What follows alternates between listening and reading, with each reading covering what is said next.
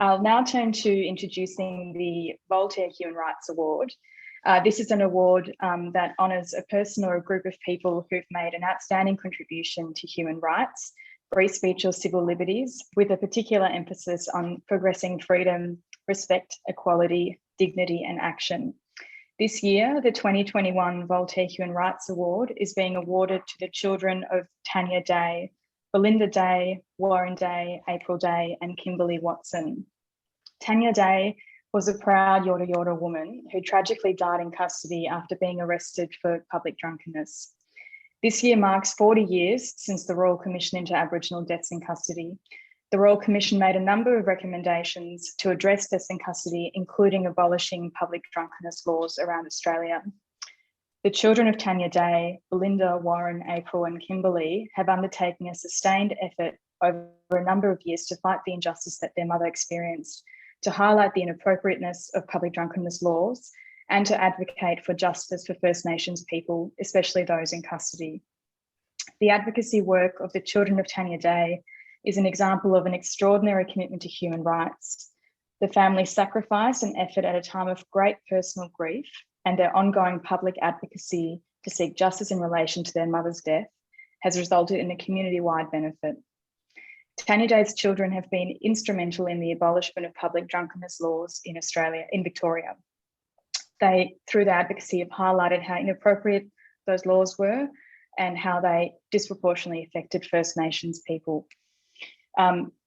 Through their calls for the abolishment of public drunkenness laws and for it to be replaced by a more compassionate public health response, the process is now being realised and it's going to save people's lives. The children of Tanya Day are continuing to fight for accountability for her tragic death. At the same time, they're using their profile to seek justice for other First Nations people. Apryl Day, who's present tonight, has been instrumental in founding the Dhadjowa Foundation, which has been established to advocate for families whose loved ones have died in custody and to provide a coordinated approach to assist families that have been affected by deaths in custody. So I'd ask everyone to please join me in welcoming Apryl Day tonight and congratulating the children of Tanya Day for the Voltaire Human Rights Award. Thank you, Julia. Firstly, I would just like to acknowledge the traditional owners of the land that we'll all be meeting on. I'd like to acknowledge elders past and present, and I would like to acknowledge all the mob that are signing on today while we accept these awards, and that our sovereignty was never ceded and always was and always will be Aboriginal land. On behalf of my family, I'd just like to say thank you for the recognition of our family-led advocacy and campaigning, which has resulted in the systemic change of the abolition of public drunkenness.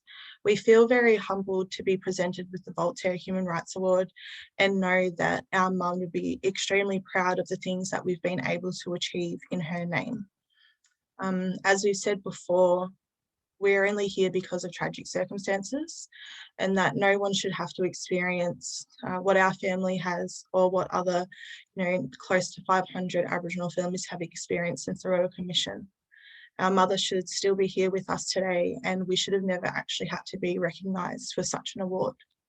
We want to thank our family and friends and our Aboriginal community and allies for the ongoing support, both emotionally, financially and physically on the ground. We wouldn't have been able to achieve our goals. We thank the team at VALS, HRLC for playing an integral part in the decriminalisation. But most importantly, we thank our mum, Tanya Day, for embedding strength, pride and resilience within us. We are a reflection of our mum and will forever be proud of her. Our mum, Tanya Day, was a proud Yorta Yorta woman. She was a grandmother of 8, and she was well known for her bubbly personality and her love for cooking and, her flashy clothes, sparkly pink outfits, and, her showing up in high heels at her, granddaughter's 2nd birthday.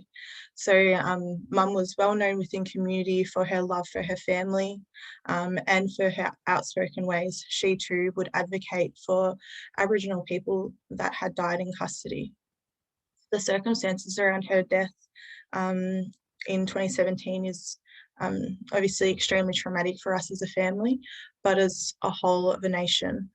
A lot of our Aboriginal communities feel one another's deaths very deeply, especially when they're in such traumatic circumstances. The way that Mum was treated was extremely horrific, and no one should be treated the way that our mother was and have their basic human rights denied and their life taken due to being racially profiled. We found that racism and unconscious bias was deeply embedded within the interactions that our mum faced that day, and her case highlighted that even today in 2021, our people are still facing horrific and preventable deaths due to those in power ignoring that the systemic racism that is embedded within their systems that they still benefit from. Our family has been tirelessly campaigning for close to 3 years, and to have the Victorian government commit to the abolition of public drunkenness is truly a bittersweet moment.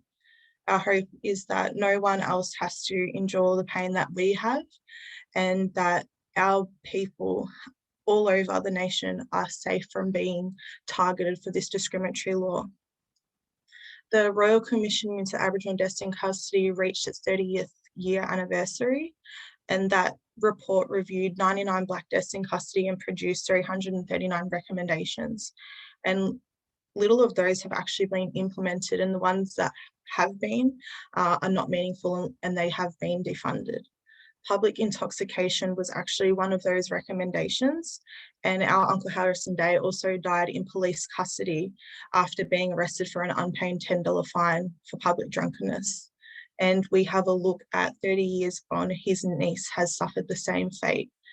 So if you have a look at the purpose of the Royal Commission is to implement those things to ensure that our people are safe. And failure to implement those recommendations is leaving our people like our mum still die today. So 30 years on from the Royal Commission, we now have close to 500 Aboriginal and Torres Strait Islander people that have died in custody, with a huge number of 10 that has passed within this year. Out of those numbers, there has not been one police officer, prison guard, or health professional that has been held responsible or prosecuted for an Aboriginal death in custody. And we currently have 2 police officers that are on trial and a prison guard that's on trial for the death and shooting of Aboriginal people. Our family acknowledges that the Victorian government for taking a long overdue stance on this past due recommendation, and we look forward to their commitment to replace it with a public health response. Our families campaign has emphasised the importance of family-led advocacy and the advocacy with the community that has rallied behind families like ours.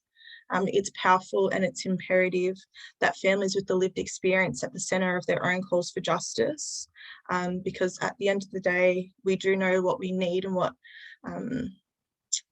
it feels like to lose someone in those horrific circumstances, and what our community needs and the necessary steps that we need to take. We just need those around us to be able to support us and to amplify our voices. So awards like this are really important to recognise our hard work, because we are still trying to navigate through a system that wasn't actually built to support us and keep us safe. We're also just trying to heal and grieve from really horrific circumstances like a death in custody. And it's essential for our families and our grassroots community members to be acknowledged in these similar ways, because we are carrying a huge burden and load while we're trying to heal from the ongoing colonial violence. And it is a reason why I had established the Dhadjowa Foundation, which is a grassroots national organisation that is not government funded. It is completely independent to ensure that there is no influence from the governments as to what calls for justice and action that we call for. And the organisation is solely there to support families like myself and the other families that are on the board, and to ensure that they have all the necessary tools while they're on this ongoing journey and their fight for justice. So it's really important that we have things like this out there, because it makes our story known and it helps our allies support other families that are coming after us. So thank you again. And please continue to support families like mine and share their stories and donate to their fundraisers, because every bit is deeply appreciated. And it is truly that support that has let us get to times like this. And we know that without the public sharing our stories, you know, the majority of the time they aren't going to reach mainstream media outlets. So it is really important that our families' voices are amplified, and that, you know, these are the conversations and the truth telling that you have within your own home, that you have within your family spaces and your friends, and really calling out the bias and injustices that First Nations people are experiencing. I think it's important to be raising our kids with the truth telling as to what's actually happening within this country, to ensure that, you know, no one else suffers fate similar to what my mum and other Aboriginal people have. Thank you.